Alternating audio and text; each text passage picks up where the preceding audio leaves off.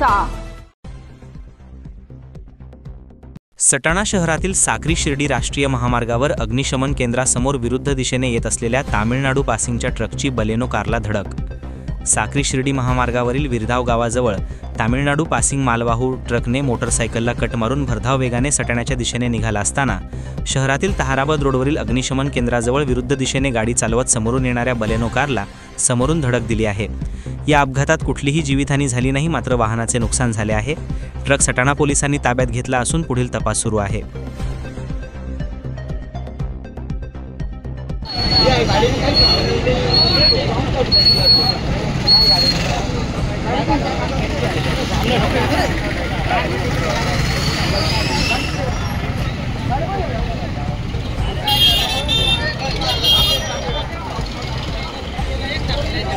Ready?